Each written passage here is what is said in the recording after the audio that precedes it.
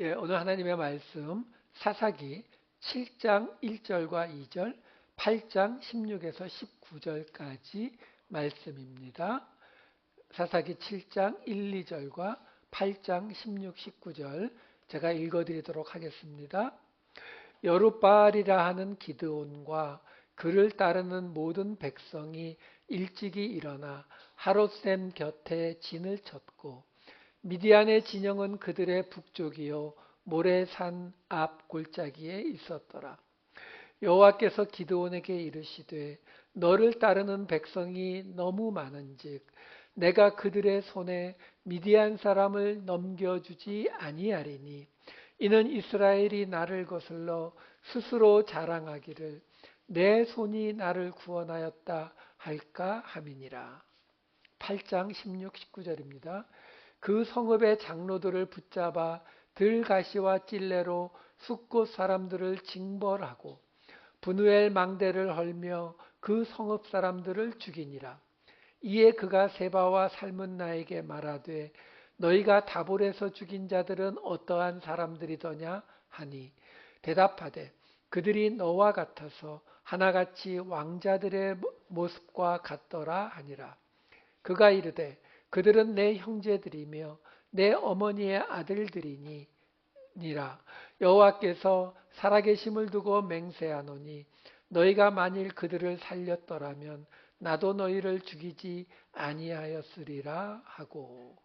아멘. 지난주에 우리는 사사기 6장을 봤습니다. 6장의 내용은 크게 세 덩어리였어요. 맨 앞에는 여호와의 사자가 바로 그 상수리 나무 아래에서 이 기드온을 만나는 장면. 거기에서 이 기드온이 뭘 요청합니까? 당신이 여호와의 사자라면 뭔가 보여달라고. 그 재물을 가져오니까 바위에 올려놨을 때 그게 불타버리는 그 기적을 보여주죠. 그리고 중간에는 어떤 이야기가 들어가 있었습니까? 하나님의 명령에 따라 바로 그 바알과 아세라 제단이 있던 자리를 무너뜨리고 여호와를 향한 제단을 쌓고 그 제단 위에 제사를 드리는 장면이 있었고, 그리고 맨 마지막에는 미디안이 쳐들어왔다는 소식을 듣고 기드온이 그 미디안과 싸우기 위해서 나가기 전에 하나님한테 내가 내 손으로 이스라엘을 구원할 수 있는지를 확인하고 싶다고 하면서 양털과 땅을 젓고 마르는 기적을 요청하고 하나님이 그걸 들어주시는 이렇게 세 가지 이야기가 있었죠.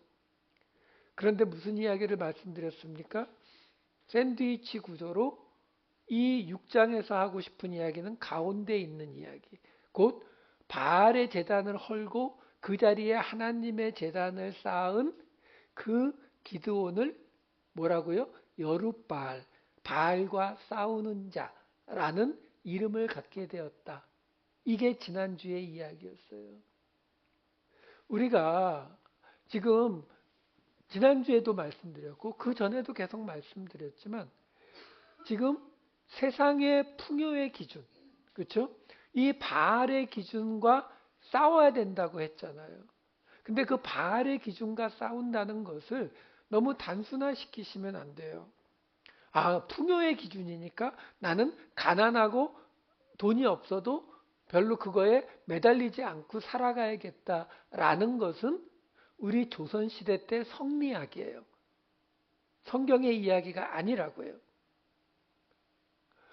물론 우리가 흔히 이런 경우에 어떤 생각을 하느냐면 바알을 따라간다는 것, 풍요의 기준을 따라간다는 것은 어떻게 해서든지 내가 남들보다 더 돈 많이 벌고 그 돈 가지고 내 가족 맘 편히 살 수 있는 이걸 추구하는 것을 풍요의 기준을 따라간다라고 생각하기가 쉬운데 아니요. 그것도 물론 들어가지만 그것보다 훨씬 큰 개념이라고요. 그러니까 지금요. 한번 생각해 보세요. 우리 앞에서 여러분들이 저를 만나러 왔는데 제가 뭐라고 이야기하냐면 내가 하나님의 말씀을 전하는다는 게 안 믿어진다면 음식 차려와서 여기다 올려놔 보라고. 여러분들이 음식 갖다가 거기다 올려놨더니 갑자기 불이 확 나서 그게 타버렸어요. 그러면 여러분들이 저를 보는 눈빛이 달라질 거 아니에요. 으잉? 이거 뭐지? 근데 또 나오잖아요. 양털 이거 땅이 젖고 양털 마르고 또는 땅이 마르고 양털 젖고 이거 할 수 있어요? 했더니 쫙 보여줬어요. 그럼 여러분들은 평생 저 못 떠나요. 아시잖아요. 근데 그게 뭐라고요? 그게 바알의 방식이라고요. 이걸 아셔야 돼요. 흔히 인터넷에 보면 그런 논란을 벌이는 경우가 있어요. 그 뭐 신천지니 뭐 이런 이단들이 뭐 우리 뭐 그 누구죠? 그 이만희 뭐 이런 그 교주가 뭐 이런 기적을 행했다. 뭐 그 정명석 같은 경우는 보니까 뭐 축구 시합을 하는데 뭐 정명석 한 명이 이쪽은 정명석 혼자, 이쪽은 뭐 10명인가 20명 이렇게 해서 축구 시합을 하는데 정명석이 뭐 몇십 대 0으로 이겼다. 뭐 이런 거 인터넷에 올라오더라고요. 근데 여러분, 우리는 그거 보고 웃잖아요. 근데 그 사람들은 심각해요. 근데 우리가 그 사람들한테 뭐라고 하냐면, 야, 그거 다 가짜야. 우리 하나님 바다 가르시고 죽은 자 살리고 이게 진짜야. 라고 말해도 아무 의미가 없어요. 왜? 그럼 그 사람들이 여러분들한테 뭐라고 할 것 같아요? 해봐. 내 눈앞에서 하면 믿을게. 우리 이만희 그분은 내 눈앞에서 했다니까. 뭐 이렇게 나온다니까요. 그러니까 이런 논란은 아무 의미가 없어요. 도리어 하나님은요, 그걸 결코 좋아하지 않으세요. 그걸 좋아하시면 어떻게 해요? 지금도 전에 우리 이준영 목사님도 그 얘기 하셨지만 저도 똑같았어요. 다른 사람은 몰라도 내가 목사 안수 받는 날은 정말 비둘기가 오르락 내리락 할 거라고, 그거 보여질 거라고 생각했거든요. 안 보이더라고요. 왜? 그게 지금 필요한 게 아니거든요. 그러니까 지금 왜 하나님이 기드온에게, 이건 그냥 세상 방식이에요. 기드온이라고 하는 이 망설이고 있는 한 사람을 설득하기 위해서 가장 좋은 방식은, 왜? 그 사람은 그거밖에 모르거든요. 집에 바알 제단을 쌓아놓고 있는 사람이잖아요, 아버지가. 그러니까 그 사람의 눈에 맞춰서 두 가지 기적을 통해서 그의 마음을 일단 열어주는 거예요. 지금 내 앞에 나타난 이 하나님의 사자가 가짜가 아니구나. 근데 하고 싶은 이야기는 뭘 넣는 거예요? 근데 네가 나가서 바로 바알과 싸워라 이거거든요. 자, 6장을 이렇게 해석하는 이유가 뭐냐면 이어지는 7장 1절이 이렇게 이어지거든요. 여룻바알이라 하는 기드온과 그를 따르는 모든 백성이 일찍이 일어나 진을 쳤다는 거예요. 여기 여룻바알이라 하는 기드온과 라는 이 부분은 번역이 조금 잘못됐어요. 뭐가 잘못됐냐면 이게 영어로 보시면 조금 확실하게 보여요. Then 제루바알 who is 기드온 이렇게 돼요. 그러니까 이 말 그대로 우리가, 왜냐하면 원어를 보면 여룻바알이라는 이 말이 앞에 나오거든요. 그러니까 정확히 우리말로 이걸 정확히 잘 안 되는데 굳이 바꾸면 여룻바알인 기드온과 이렇게 되는 거예요. 그러니까 기드온이 먼저가 아니고 여룻바알이 먼저라고요. 그러니까 이 7장에는 어떤 내용이 나오냐면 우리가 잘 아는 기드온과 300 용사의 이야기가 나오는 게 이 7장의 이야기예요. 근데 그 7장의 이야기를 지금 어떻게 시작하냐면 이 이야기는 바알과 싸우는 이야기다라는 거예요. 여룻바알인 기드온이 싸우는 이야기다라는 거예요.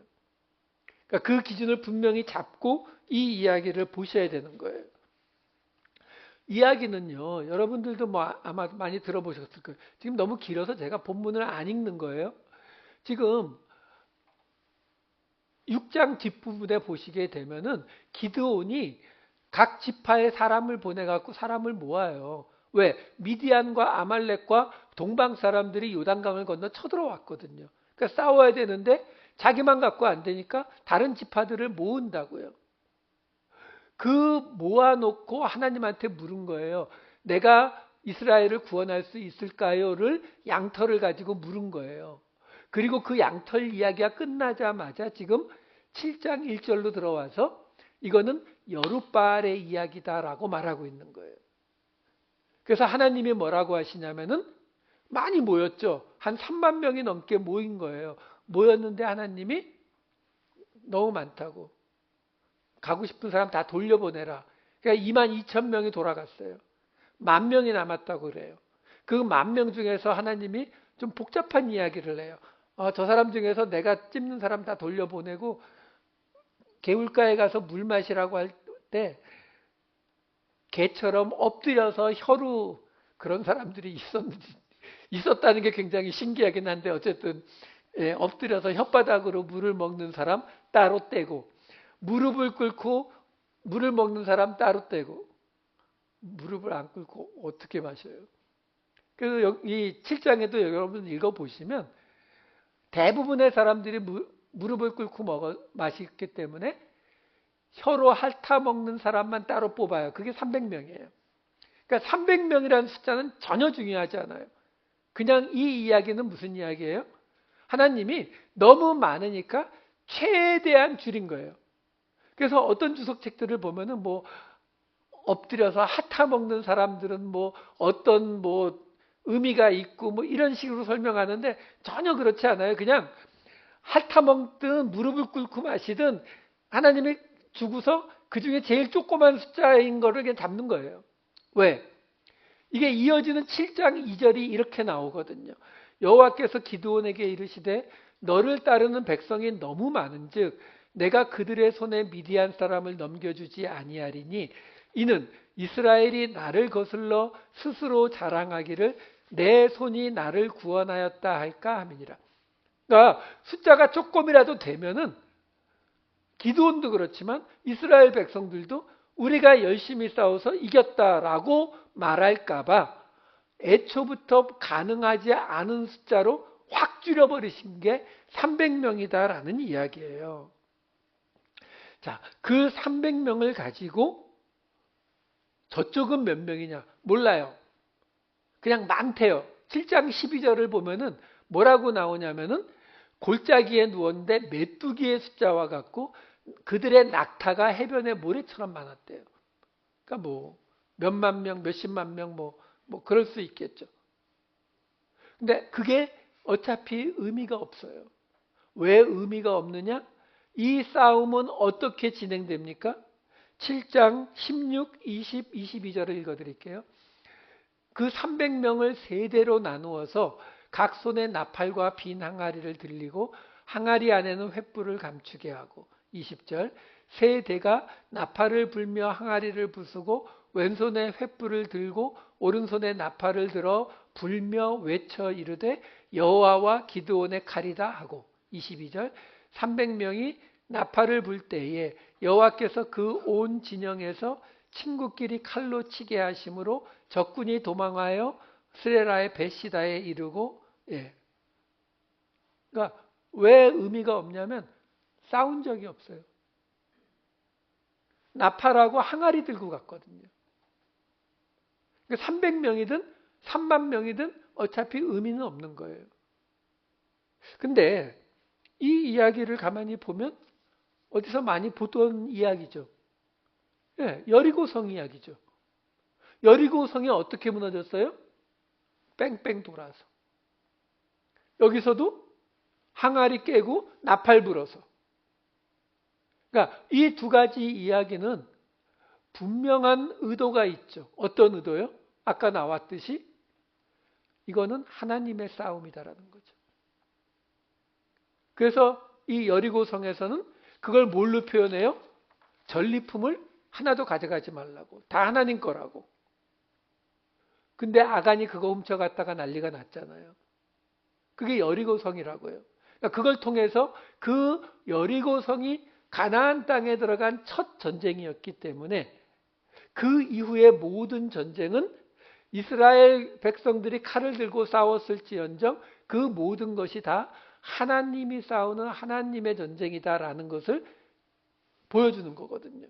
자, 그러면 오늘 나오는 이 기드온의 이 미디안과의 전쟁도 이스라엘 백성이 한 거는 나팔 불고 항아리 깬 거밖에 없거든요. 그럼 이것도 하나님의 전쟁이 맞잖아요.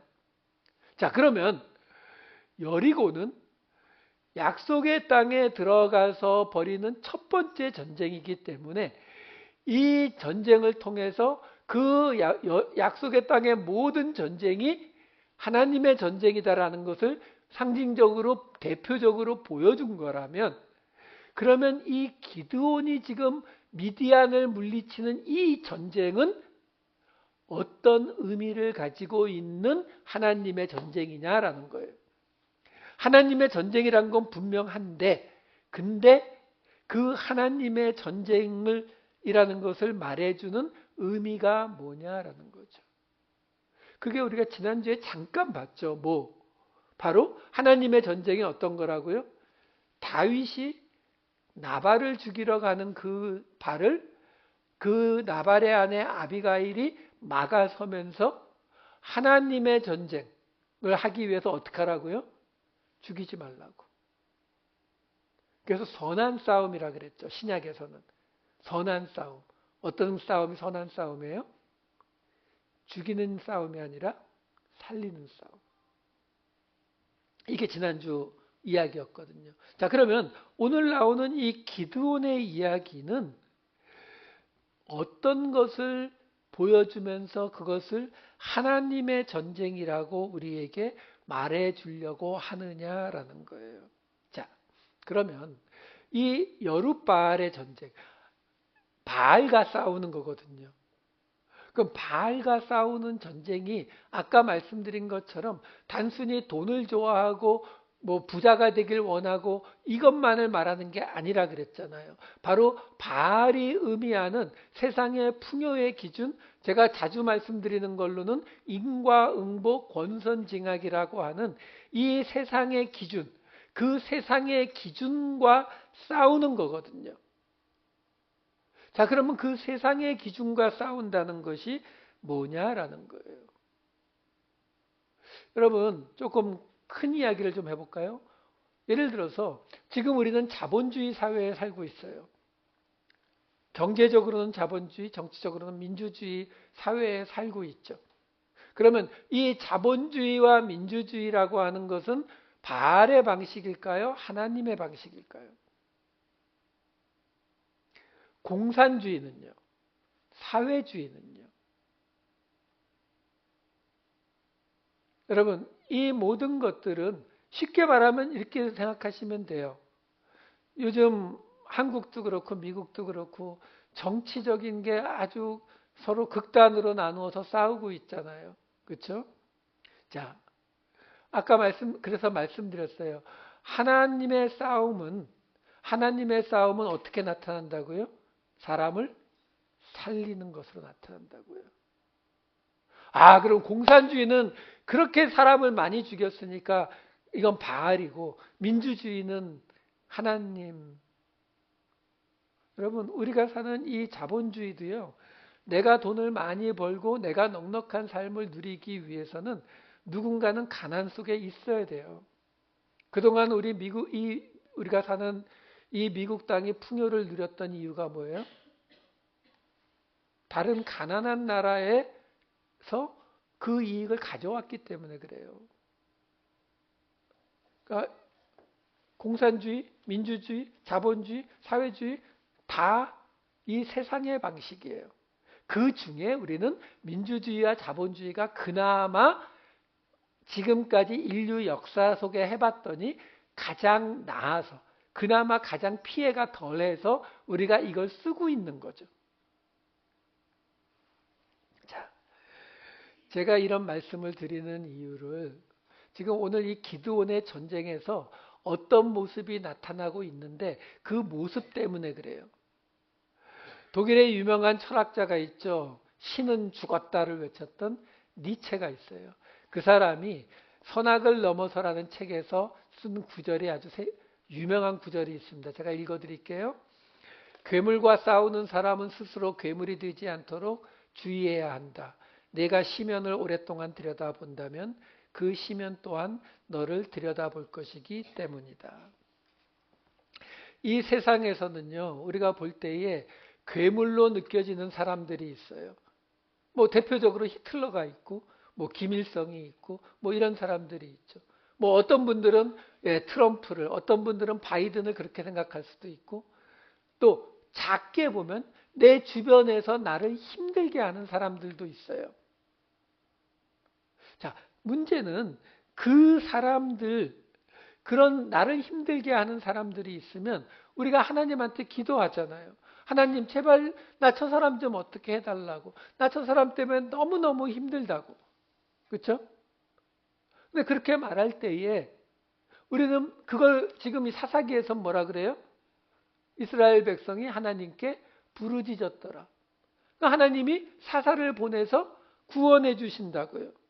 자, 그 사사를 보내서 구원해 주시는 이야기가 지금 첫 번째 챕터에서는 뭘 얘기해 줬어요?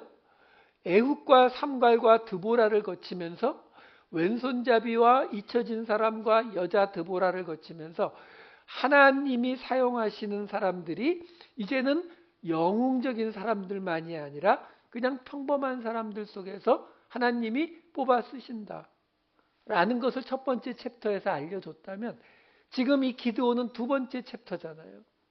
그러면 이 두 번째 챕터의 기드온을 통해서는 무슨 이야기를 우리에게 해주고 있는 거예요? 이 싸움은 지금 압제하는 그들과의 싸움은 그냥 그들을 물리치는, 블레셋을 물리치고 모압을 물리치고 암몬을 물리치는 이야기가 아니라 바알과 싸우는 것이다.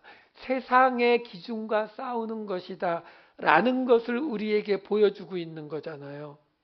자, 그런데 그 싸움을 싸우다 보면 어떤 일이 벌어진다고요? 우리가 그 괴물이 된다고요.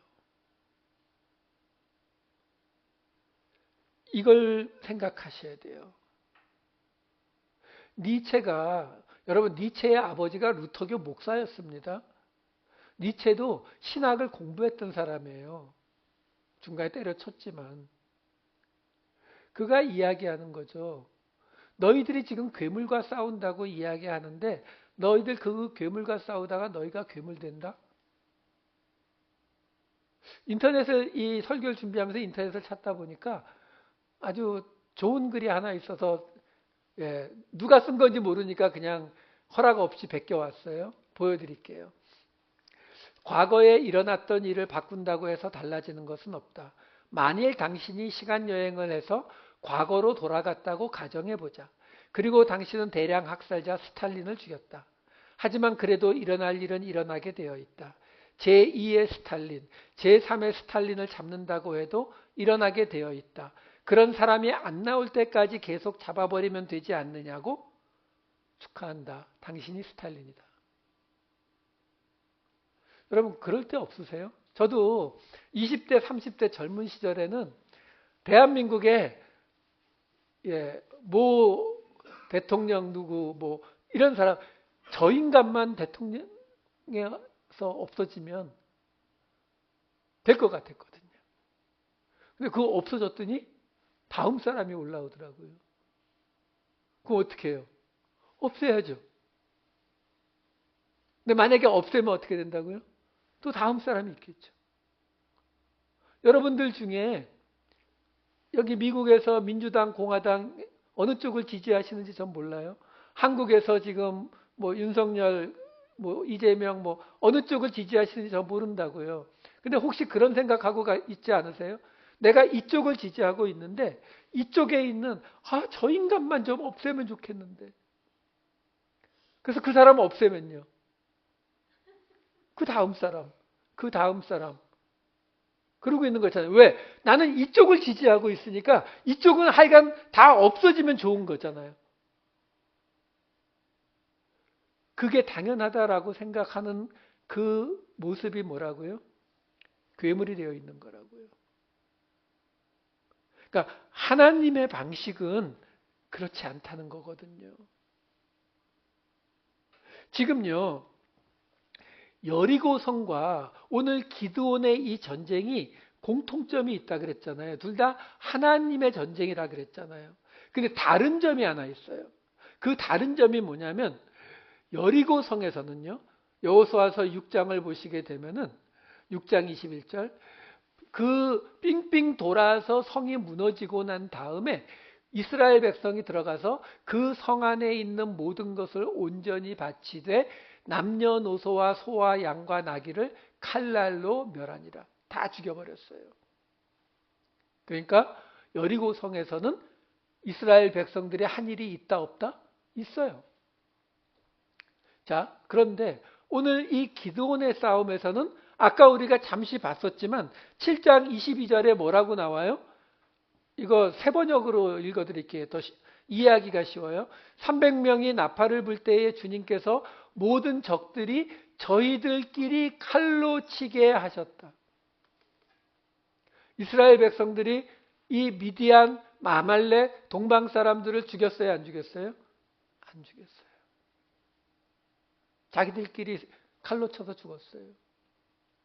여러분, 하나님이 왜 이런 상황을 만드시고 그 상황을 우리에게 말씀하시는지를 아셔야 되는 거예요. 왜? 그냥 단순히 하나님이 항아리 깨고 나팔 부니까 다 이기게 하셨다. 이게 아니라고요. 이겼다는 거에만 포커스를 하시다 보면은 이 이야기를 우리가 찾지를 못해요.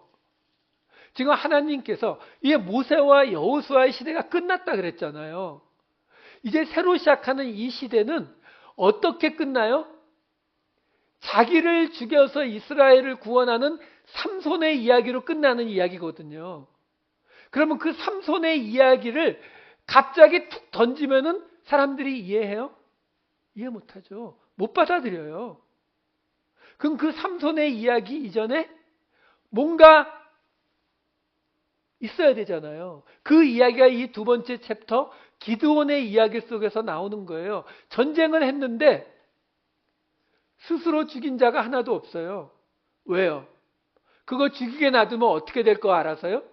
괴물 될 거 알아서요. 여러분 그 전쟁 영화 같은 거 보시면 무슨 그 연쇄살인범 사이코패스가 아니라 하더라도요. 그 1차, 2차 세계대전 그런 다큐멘터리 같은 것들을 보면은 그곳에 가서 사람을 계속 쏘아 죽이다 보면은 나중에 아무런 그 감각이 없이 때로는 그 죽는 사람을 보면서 즐기는 자기 자신을 발견하면서 돌아버리는 사람들이 굉장히 많았어요. 이게 우리 인간의 본성이거든요. 그러니까 하나님이 지금 이 사사기에서부터 그걸 끊기 시작하시는 거예요. 하나님의 전쟁이란 어떤 전쟁이다? 로마서 12장 21절이죠. 악에게 지지 않고 선으로 악을 이기는 전쟁이에요. 여러분, 우리가 바알의 방식을 떠나야 된다. 바알의 방식, 바알의 기준과 싸워야 된다. 이렇게 말하면 우리는 그러면은 세상 방식이 아닌 방식으로. 근데 이 문제는 뭐예요? 이거는 교회 문제고 이거는 믿음의 문제니까 우리의 믿음을 지키기 위해서 쟤네들을 죽이는 건 당연한 게 되는 거예요. 아니라니까요, 여러분. 우리 지금 이스라엘과 팔레스타인 전쟁이 있잖아요. 저도 나름 중동에 대해서 많이 아니까 저한테 질문하시는 분들 꽤 있거든요. 전쟁이 어떻게 시작됐어요? 하마스가 갑자기 쳐들어가서 민간인을 1,000몇백 명을 죽였어요. 그리고 몇백 명을 인질로 끌고 가고요. 그래서 전쟁이 시작됐죠. 근데 지금까지 팔레스타인에서 몇 명 죽었어요? 약 5만에서 10만 명이 죽었다 그러죠. 그러면 누구 잘못이에요? 어떤 분들은 이쪽 지지하고 어떤 분들은 이쪽 지지하는데 저는 어느 쪽도 지지 못하겠어요. 왜? 하마스가 먼저 쳐들어갔으니까 하마스가 잘못한 거 아니냐? 이 사람들 자기 가족들을 그 전에 이미 잃은 사람들이에요. 그러면 그 전에 왜 이스라엘은 그랬어요? 그 전에 또 이스라엘도 당했거든요. 이거 가면 어디까지 가요? 100년, 200년 우습게 가요.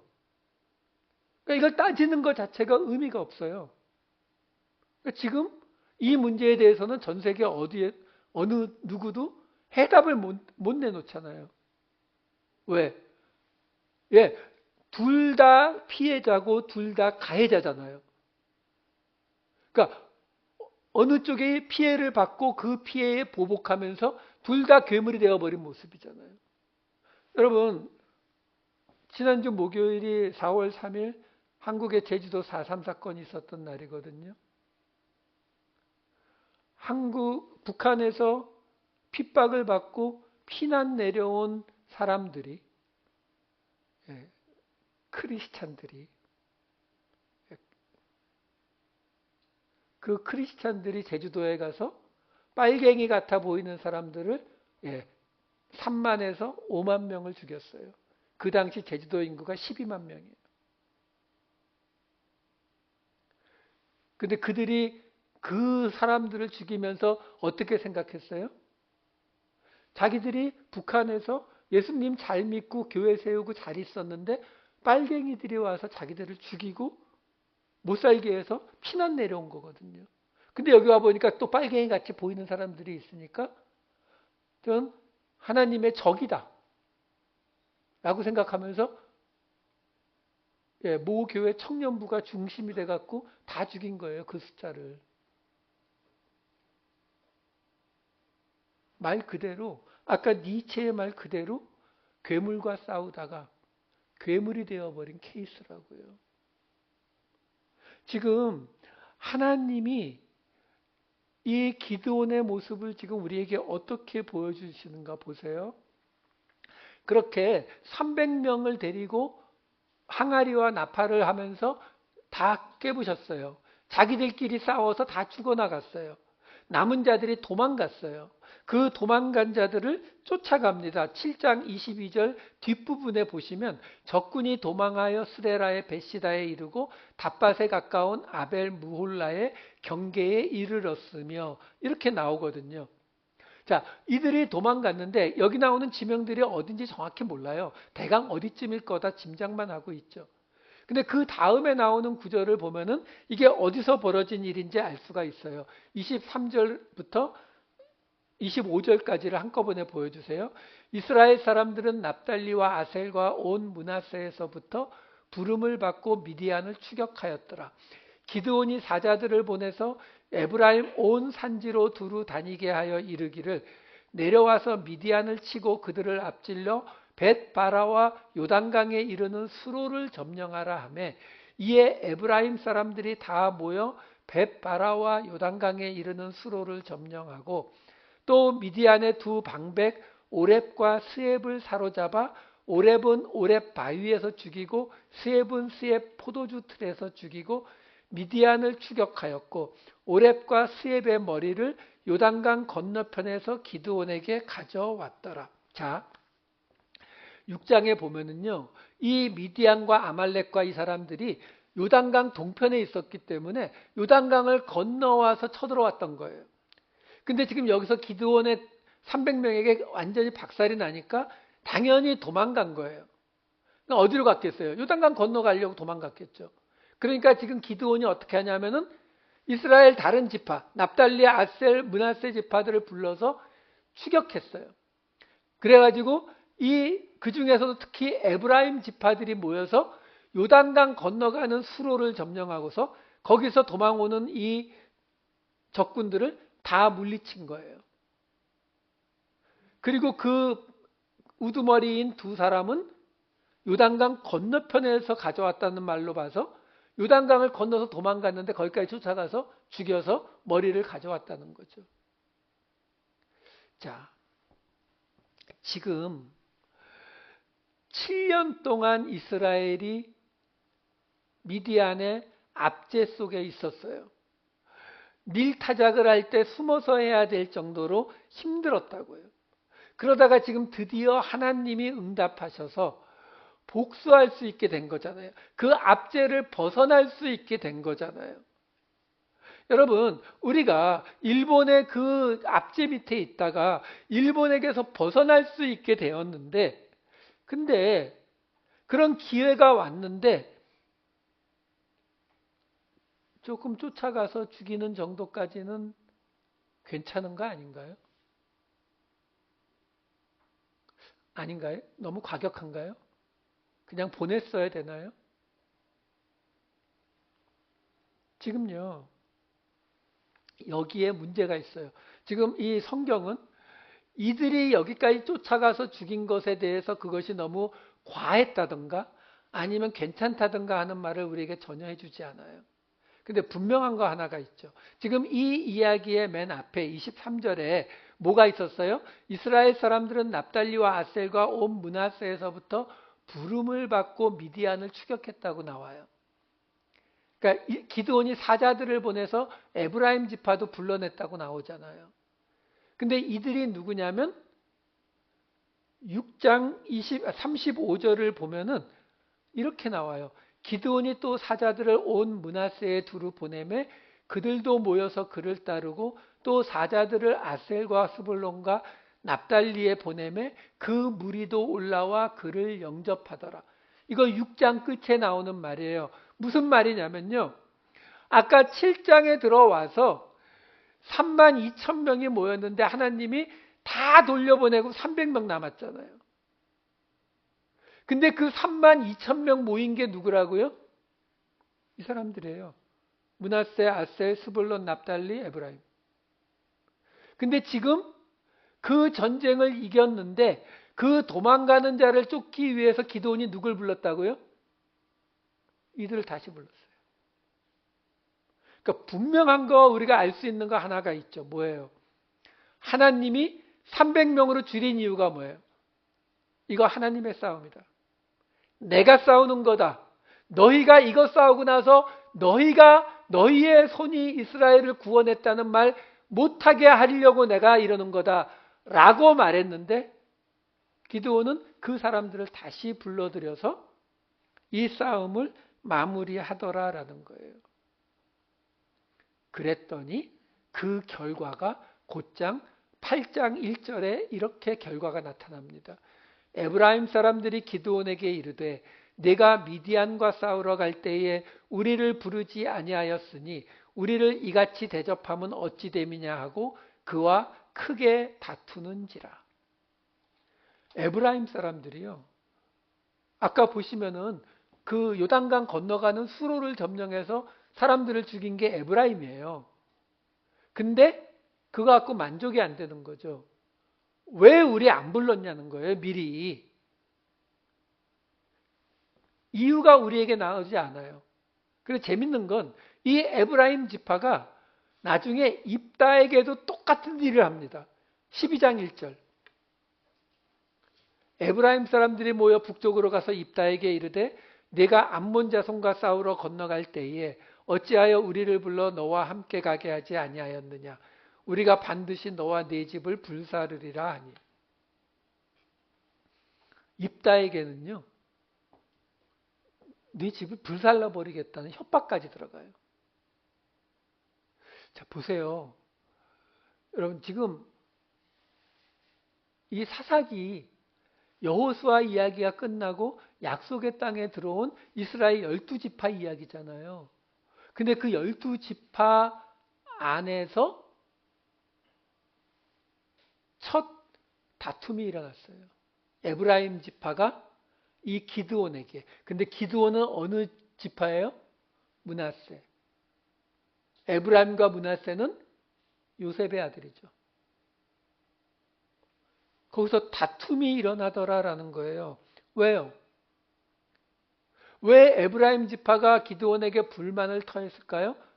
성경이 말하고 있지 않으니까 모르지만 짐작할 수는 있어요. 뭐요? 전리품. 여러분 300명이 싸웠다는 거는요. 말을 바꾸면 아까 그 숫자가 메뚜기 떼 같고 그들의 낙타 숫자만 해변의 모래 같았다면서요. 그럼 낙타 1000마리 있었다고 쳐요. 1000마리 있는데 10,000명이 가서 싸우면 10명의 낙타 1마리 돌아가는 거잖아요. 근데 지금 300명 가서. 요즘식으로 말하면 가성비 끝내주는 거죠.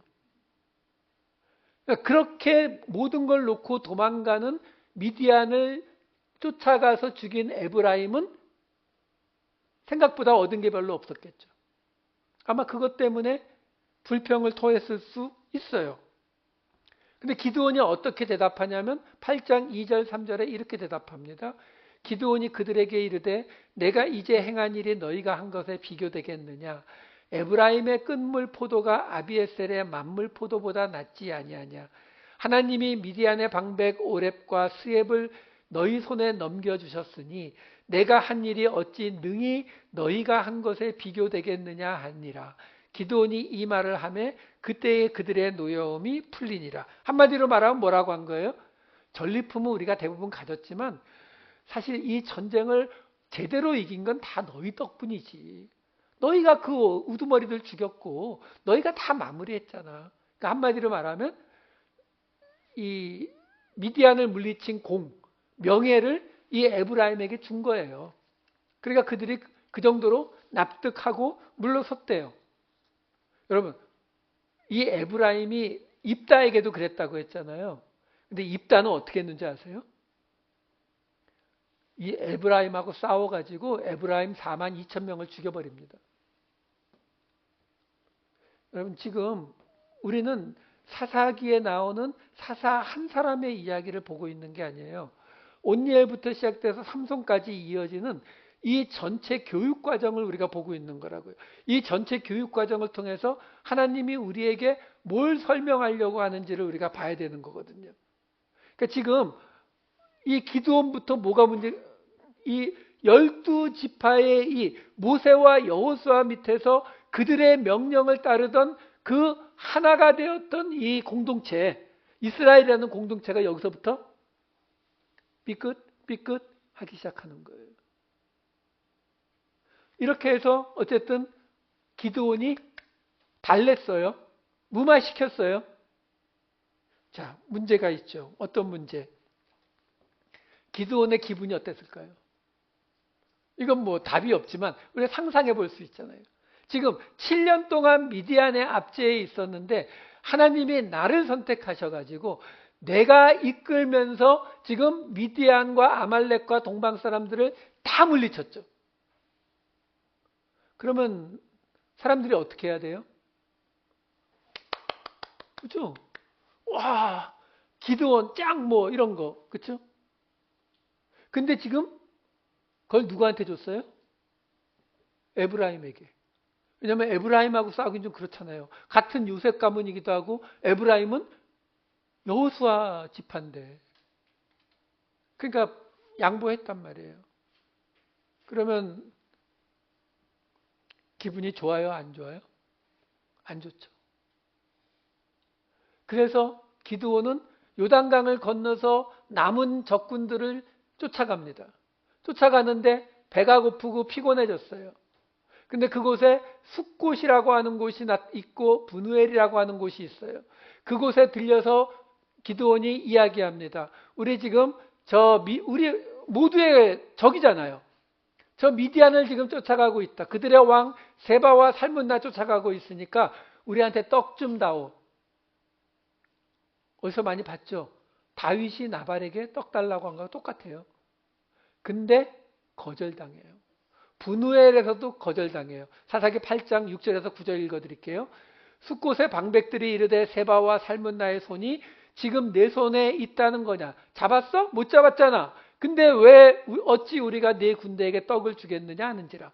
기드온이 이르되 그러면 여호와께서 세바와 살문나를 내 손에 넘겨주신 후에 내가 들과시와 찔레로 너희 살을 찢으리라 하고. 화 엄청났죠. 거기서 브누엘로 올라가서 그들에게도 그같이 구한즉 브누엘 사람들의 대답도 숫곳 사람들의 대답과 같은지라. 기드온이 또 브누엘 사람들에게 말하여 이르되 내가 평안히 돌아올 때에 이 망대를 헐리라 하니. 그리고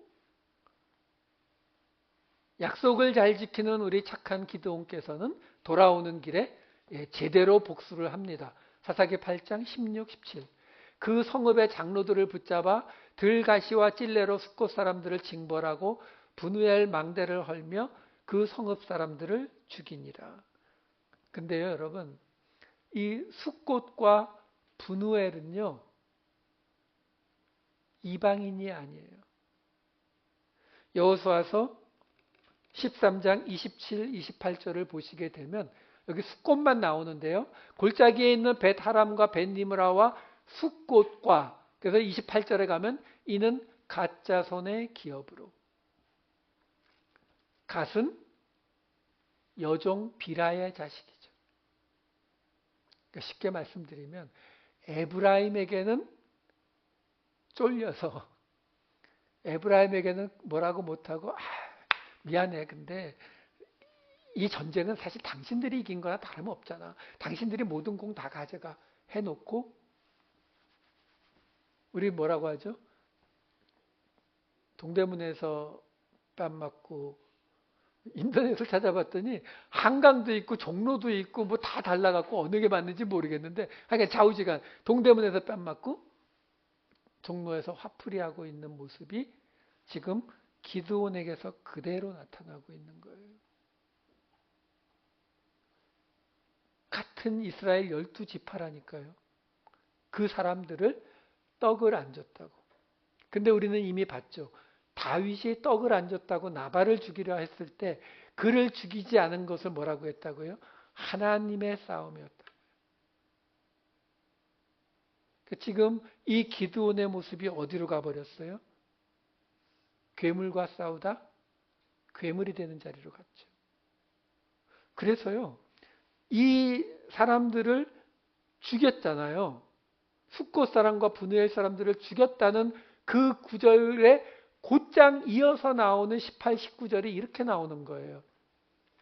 이에 그가 세바와 살문나에게 말하되, 이 두 왕을 잡아왔거든요. 옆에 있어요. 지금 숫꽃 사람들과 분우엘 사람들을 죽이는 걸 옆에서 그대로 본 상태에서 말하되, 너희가 다볼에서 죽인 자들은 어떠한 사람들이더냐 하니 대답하되, 그들이 너와 같아서 하나같이 왕자들의 모습과 같더라 하니라. 그가 이르되, 그들은 내 형제들이며 내 어머니의 아들들이니라. 여호와께서 살아계심을 두고 맹세하노니 너희가 만일 그들을 살렸더라면 나도 너희를 죽이지 아니하였으리라 하고. 여기 보세요. 숫꽃 사람들과 분우엘 사람들에게 그 화풀이를 하고 나니까, 그리고서 기드온이 묻는 거예요. 근데 너희들 전에 다볼에서 내 형제들 죽였는데 그들이 어떤 사람들이라고 생각해? 그랬더니 이 미디안의 왕인 세바와 살문나가 뭐라고 말하냐면 왕자들의 모습과 같더라. 원어를 보면 뭐라고 나와요? 왕의 아들들과 같더라예요. 자, 여기서 왕이 등장하는 거예요. 그러니까 지금 이 세바와 살문나라고 하는 두 사람의 입을 통해서 뭘 말해주고 있어요? 기드온, 너 바알과 싸우는 여룻바알이었는데 이제 왕으로 보이네. 왜? 바알의 방식으로 싸웠거든요. 그래서 저 아래쪽으로 쭉 내려가 8장 31절에 가면요, 이런 구절이 나와요. 기드온의 이야기예요. 세겜에 있는 그의 첩도 아들을 낳았으므로 그 이름을 아비멜렉이라 하였더라. 아비멜렉, 아부가 아버지, 멜렉이 왕이에요. 그러니까 아비멜렉이란 이름이 뭐예요? 내 아버지는 왕. 근데 기드온의 아들이에요. 아들 이름 누가 져요? 아버지. 기드온이 아들 이름을 뭐라고 줬다고요? 야, 네 아버지 왕이다. 이 기드온의 이야기를 통해서 하나님이 우리에게 주시는 말씀이 바로 그거예요. 자, 이때 이 기드온부터는 그 싸움이 단순히 블레셋이나 미디안과 싸워서 물리치는 싸움이 아니라 바알의 생각, 바알의 기준과 싸우는 싸움이다. 근데 그 바알의 기준이 뭐예요? 그 바알의 기준 중에서 기드온을 통해서 보여주시는 게 뭐예요? 괴물과 싸우다 괴물 되는 거. 우리가 알고 있잖아요. 우리의 신앙을 지킨다고, 예루살렘을 지킨다고 200년 동안 십자군 보내면서 엄청난 사람을 죽이고 죽었잖아요.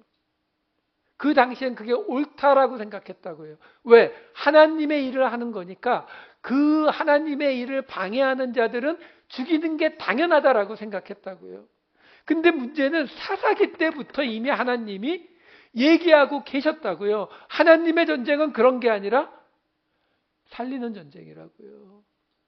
똑같이 죽여서 우리가 필요한 것을 얻는다는 것은 그게 바로 바알의 방식이라고요. 세상의 기준이라고요. 지난주에도 보았던 사무엘상 말씀 보고 마칠게요. 사무엘상 8장 7절 8절.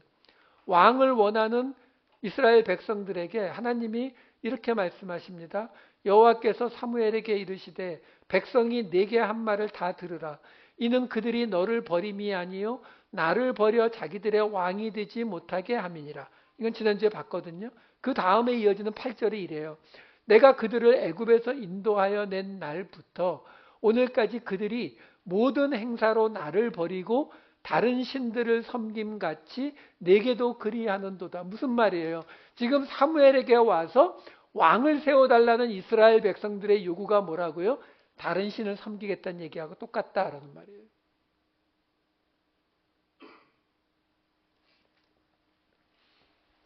하나님께서 이 바알의 방식을 싫어하시는 가장 큰 이유는 하나님을 섬기는 방식으로는 이 세상의 방식과 반대이기 때문에 그래요.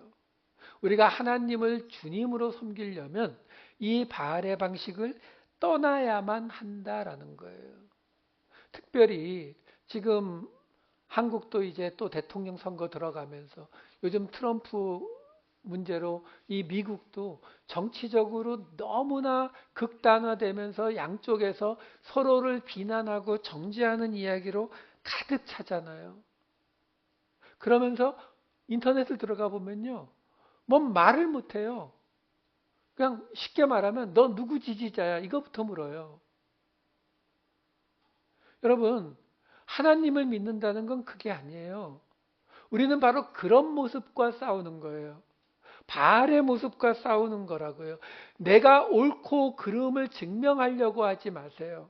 내가 옳고 그름을 증명하는 것이 아니라 어떻게 하면 나를 통해서 사람들이 살아날 수 있는지, 어떻게 하면 내가 속한 내 직장과 내 가족과 내 교회와 내가 있는 모든 곳들이 나를 통해서 살아날 수 있는지 잊으시면 안 돼요. 우리가 누군가를 정죄하는 것으로, 우리가 누군가를 비난하는 것으로 그 사람을 결코 바꾸지 못해요. 결코요. 그래서 하나님이 쓰신 방법이 뭐라고요? 그 사람을 위해서 내가 죽는 방법을 써버리시는 거예요. 그게 하나님의 방식이에요. 하나님이 우리를 여룻바알로 부르셨다 그랬잖아요. 바알과 싸우는 자로 부르셨단 말이에요. 근데 그 바알과 싸우다가 왕이 되는 자리로 가시면 안 된다고요.